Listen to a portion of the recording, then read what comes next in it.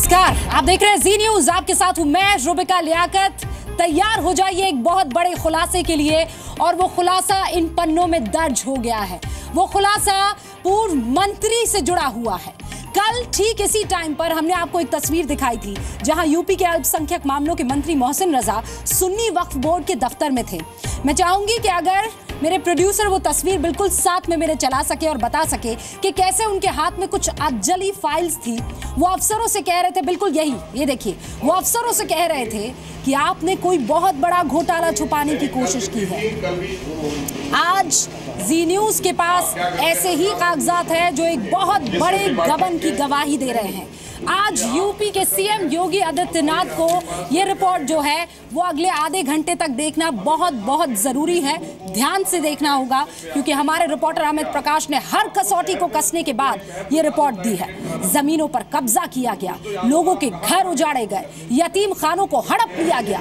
हमारे संवाददाता अमित प्रकाश ने इस महा घोटाले को आप तक पहुंचाने के लिए कब्जा की गई जमीन तक पहुंचकर पड़ताल की, पीड़ितों से बात की, और तब हम ये दावा कर रहे हैं कि कैसे अखिलेश सरकार के एक मंत्री जो खुद को मुसलमानों का रहनुमा कहने वाले हैं, आजम निकले उन्हीं के दुश्मन। शुरुआत करते हैं खुलासे की। आप देखिए, आप खुद देखिए, अब इससे बड़ी बात हम क्या बता दें। हम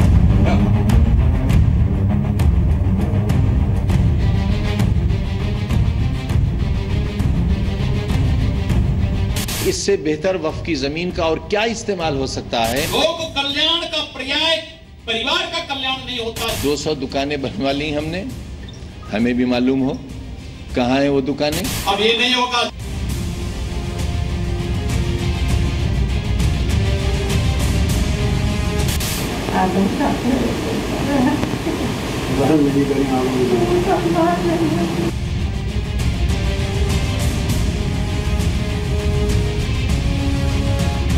किसी जायदाद पर हमारा कोई जाती अधिकार नहीं है, कब्जा नहीं। की जमीन रामपुर की इस बुजुर्ग मुस्लिम महिला का ये गुस्सा, ये तकलीफ, ये दर्द और ये बद्दुआ उस आजम खान के लिए है जो खुद को मुसलमानों का रहनुमा बताते हैं।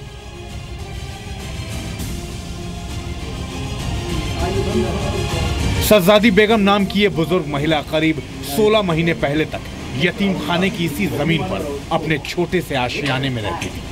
आरोप है कि आजम खान ने यतीम खाने की जमीन पर जबरन कब्जा कर लिया और रातों रात ऐसे करीब 42 परिवार सड़क पर आ गए।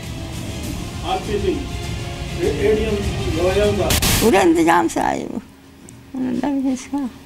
सारे घर तोड़वा दिए, सारे घर से सामान सब पट सड़क पे आगे। कहाँ जाते हैं, किसके घर में जाते हैं, कौन घुसेता इतनी रात में। पिन्नी डर डर के 15 महीनों गुजर कर ही कहाँ तक करते। ये वालों के किराए के घर पर पानी बेचारे ने किराया ना लेता तो। योगीराज में आजम खान पर वक्फ बोर्ड की अरबों की संपत्ति कब्जाने के लगे आरोपों की जांच के आदेश देने के बाद इंसाफ की उम्मीद जगी है। लखनऊ से रामपुर तक जी मीडिया रिपोर्टर अमित प्रकाश ने आजम खान पर आरोपों की जमीनी पड़ताल की। वक्फ काउंसिल की रिपोर्ट में रामपुर के जिस यतीम खाने का जिक्र है, केस नंबर 1 यानी वक्फ नंबर 157, वक्फ नंबर 157 का जिस यतीम खाने का जिक्र है, ठीक मेरे पीछे वही जमीन है। और ये पूरी कहानी 14 अक्टूबर की रात किस तरीके से गैर कानूनी तरीके से यहाँ जो मकान इस वक्फ की प्रॉपर्टी पर बने हुए थे, उन मकानों को जमींदोज किया गया बुलडोजर से, और उसमें रहने वाले जो निर्दोष लोग थे, महिलाएं थीं, बच्चे थे, उनको रातों रात पुलिस थाने पहुंचाया गया। इस जमीन पर अब आजम खान स्कूल बना रहे हैं, दीवारें और ऊंची होती जा रही हैं। यह सब तब शुरू हुआ था जब यूपी में समाजवादी सरकार थी और आजम खान वक्फ मंत्री थे। अभी यतीम खाने की 10 एकड़ जमीन पर आजम का कब्जा है, जिसकी मार्केट वैल्यू 50 करोड़ रुपए है। कागजों में हेरफेर करके, रद्दो बदल करके, अपने हिसाब से नियमों को बदल के अपने मुताबिक नियमों को बना के चीज़ों को अपने हिसाब से मोड़ा गया। और उसका सबसे बड़ा उदाहरण अगर हम रामपुर में कहें तो ये जो यतीम खाने की ज़मीन है वो है, क्योंकि यहाँ 42 घर 42 परिवार एक रात में उजाड़े गए।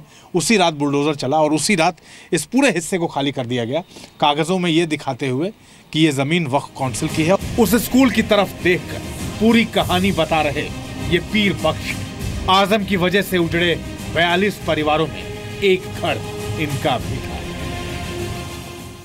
अपनी सरकार थी, जो दिल चाहे इन्होंने कर लिया। इस जगह का पैसा यतीम खाने को जाएगा। नवाब साहब ने कहा मेरी कोई औलाद नहीं लेगी इसका जो भी हमने किराएदार कर रखे हैं वो यतीम खाने को इसका पैसा जाएगा। और आज भी मालिक वही है। आप इसकी खतौनी निकलवा लिए, जेडे में ज़मीन है, वही मालिक है नवाब रामपुर। कानून चल रहा, जंगल राज चल रहा था यहाँ। कोई पूछ रहा था हमारा झूठा ये रपट है, हमारे नाम रपट झूठी हो गई, हम यहाँ थे भी नहीं, हमारे नाम की रपट हुई पड़ी है। कोई पूछ नहीं रहा कि क्यों हो रही है, क्या है। इतना सब घर से बेघर भागे भागे फिर रहे हैं। वक्फ काउंसिल की रिपोर्ट में लिखा है कि आजम खान ने नियमों में अपने फायदे के हिसाब से उलटफेर करके अपने करीबी अधिकारियों की मदद से यतीम खाने की जमीन को सालाना 1 रुपए की लीज के हिसाब से 30 साल के लिए अपने जौहर ट्रस्ट के नाम करवा लिया। रिपोर्ट में चश्मदीदों के हवाले से इस बात का जिक्र है कि वहां रह रहे लोगों से पुलिस ने जानवरों जैसा बर्ताव किया। रिपोर्ट में उस नियम का भी हवाला दिया गया है जिसके मुताबिक इस जमीन पर एजुकेशन कॉम्प्लेक्स बनाना गैर कानूनी है और वक्फ एक्ट 1995 का उल्लंघन है। अब जरा आजम खान की दलील भी सुनिए। इससे बेहतर वक्फ की जमीन का और क्या इस्तेमाल हो सकता है कि वहां पर लड़कियों का स्कूल बनाया जा रहा है। ये हाई कोर्ट की रूलिंग है, मैं नहीं कह रहा हूं। 200 दुकानें बनवा ली हमने, हमें भी मालूम हो कहां है वो दुकानें, किन जमीनों पर हमारा जाती कब्जा है, हमें भी मालूम हो कहां है। वक्फ की किसी जायदाद पर हमारा कोई जाती अधिकार नहीं है, कब्जा नहीं है। ये तमाम स्कूल और पूरा विश्वविद्यालय मौलाना मोहम्मद अली जौहर ट्रस्ट की मिल्कियत है। सेंट्रल वक्फ काउंसिल ने उत्तर प्रदेश के वक्फ विभाग को इस मामले की पूरी जांच करने की अपील की है और जांच की रिपोर्ट भी मांगी है। आजम खान के अवैध कब्जे की कहानी सिर्फ यतीम खानों तक सीमित नहीं है। अमित प्रकाश, जी मीडिया, रामपुर।